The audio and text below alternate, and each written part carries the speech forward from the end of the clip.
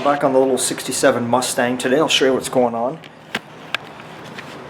So you're all following along. As you saw me, I removed the quarter panel there. Obviously I still got way more trimming to do, but that's where I'm going to leave it for now. Some people are writing in saying I don't think those quarter panels are 67s, whatever, because they didn't have the anyway, I don't know where it's cut out now. Anyway, the louver's in the side here. These quarters, they're not the greatest quarters. They're straight, and actually they're not rusty, and they're good metal. They seem pretty good. Like I say, normally you'd put full quarters on, but the car doesn't need full quarters. Full quarters would come up into the sail panel and that, but this thing's okay, so that's alright. The quarters are listed 67, 68 on the back. Obviously, if you want to, you know, they've made it so they're just universal, and then you got to play with them. So you could go buy the proper ones, but the customer does have these, and honestly, it's not a big deal for me to cut that section out, you see up in there, and put the piece in, which I kept, which is laying right there, if you can see it down it. So it's not a huge deal for me to do that. Maybe for somebody else, they'd be like, oh, we'll get the right ones, but we'll work with what we got. This gentleman is on a budget, and at the end of the day, for him to buy new quarters, it's going to be cheaper for me just to cut that piece out and put it on. I've already put the quarter panel up there. It fits nice. It's good. So everything's going to work out fine. And that's why we're in this business, the restoration business, where we adapt to what we've got. I'm not the shop where I need to have a panel bought to put it on. If worst comes to worst, I can make shit here. I've got a bead roller, I've got a brake, I've got all that stuff here. I've got rollers and stretches and all that shit. I got it here. So it's just easier and cheaper for people to buy panels, because the amount of time it would take me to make something it just doesn't add up, right? But we can fix this little issue that's going on here, and that's what it's all about, because that's hot rodding. There's a difference between people that build cars over the counter and people that actually build cars with what they got, and luckily I can do both. I can build with whatever I got and make stuff, or I can buy over the counter, whatever's better. In this line of business, for customers, it's obviously way better for them to buy the parts over the counter. For me, myself, and my own cars, I don't want to spend a lot of money. My hours don't really mean nothing to me on my days off, so I can build this stuff for myself rather than go buy it and save the money. But it takes time.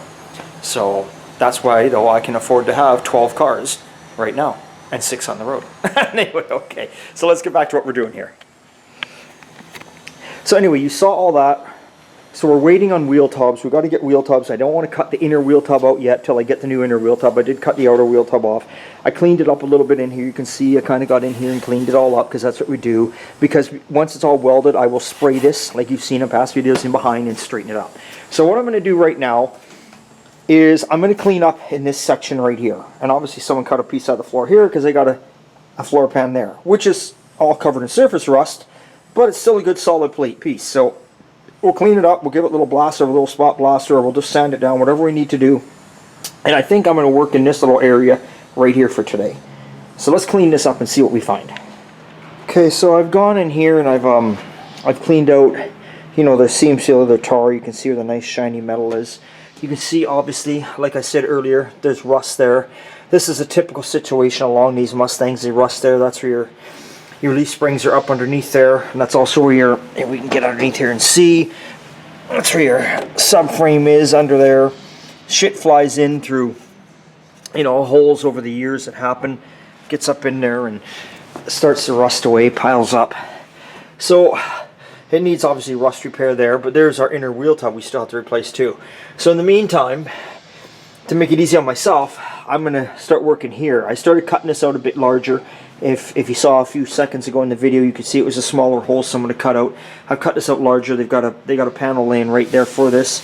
I'm going to see exactly where I'm going to go with this. I'm going to cut it so it's at least an inch or two beyond where the rust was, so it's more solid, which I've cut quite a bit away. I'm going to get in here and grind now and clean up the edge, and I think we're going to be good there. Now remember, I know some of you are probably looking at this. The other side of the floor on that side, you can't see it, but it's fine. All the back floor on that side is fine. You know, under the seat risers are fine. But these two sections are rotten, which he's got new floor for that too. And you're probably thinking, why not get a complete floor? But the customer is not, as much as we're doing, you know, basically pretty much complete on this car, he's not concerned whether, you know, it's a whole complete floor pan underneath or a floor pan that's just been put in a couple pieces. He's using what he's got because he's on a budget, like most of us, and why not use what you got? and work with it. It's still going to look nice. We're going to get underneath there and grind all the welds down when I'm done, like I always do, and seam seal it up and paint it, and it'll look like one big complete floor pan. So that's, if someone's wondering why didn't you just replace it all, we're using, like I say, we're just using what he has. He has that, he has the piece for there, he has the piece for there, he's got the torque boxes, so that's what we're going to do. So I'm going to clean this up a bit more now and see where we get with that. And I might just, that might be where I go. I might just replace it from that point on, because it's solid everywhere else, and trying to keep the cost down for the gentleman. If I start taking that pan that's meant to go up underneath this seat riser, well then I'm cutting the seat riser out. So I'll see. But I might even come up to the seat riser. I don't know yet, but this is where we're at the moment. So we'll see as we continue along where we go. Okay, so we'll look in here and see what I decided to do. That piece that I thought was for the back of the floor that was laying in the car was something else, I don't know, but I dug through the shit and I found a proper piece anyway, so thank God for that. So I found this piece laying there, and this looks better. So as you can see, what I'm doing is like, oh God, I can't get in here. Luckily there was enough of this piece that was laying here in the car to cut it, I mean to cut into the floor, and I'm just butt welding it all the way across. Little spots at a time, remember that, people. You know, even on the floors, you don't want to get it all warped and getting all, you know, weird shaped, right? And then I went up in here, and you come down over here. You know, that's your factory drain plug. So just slowly spotting it in. But there we go. If we stand back here now, at the beginning of this video, remember what it looked like. And God, I'm so cramped in this room. There we go. Look at that.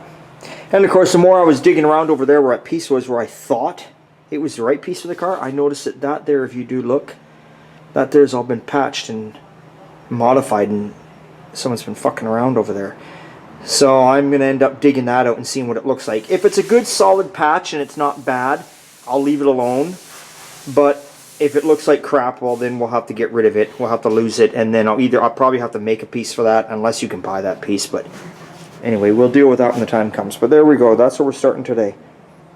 Now remember also that when you're welding, you want to go like every, you know, few inches apart, and like you don't necessarily have to go like that. Like I'll tack one tack there, then I'll come over here, one tack here, then, you know, one tack over there, then one tack back there. Use air to cool it. But besides that, you got to make sure when you're grinding stuff down, you don't sit in one spot. Like say you want to grind down, you know, like say you want to grind down right in that corner, all them welds right there.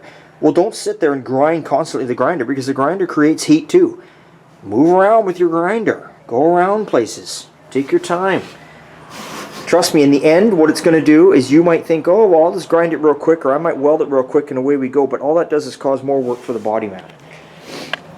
So really, that's all it does. You can weld anything on way quick if you want, but then you're going to have all this warping, which means now the body man's got to get in there, hammer, dolly it, try and straighten it out, do what he does, and you're going to wind up with a way more filler than you should. And it's the same as grinding. Even when you're stripping paint off a car, you don't want to, if you're sanding it off, you don't want to stay in one spot for too long, because you're just going to heat the metal up and you're going to create warpage. Okay, so remember now, there's some tips for today. So it's always a good time, an old time. If you didn't see my last video, we got new t-shirts out. We got new t-shirts, we got new decals, we got beer cozies, we got old t-shirts, and I got beanie caps on the way, but unfortunately they're still a week away. So check out my website, oldtimegarage.ca. You'll see all the goodies up there. Thanks for your support, and thanks for watching. See you later.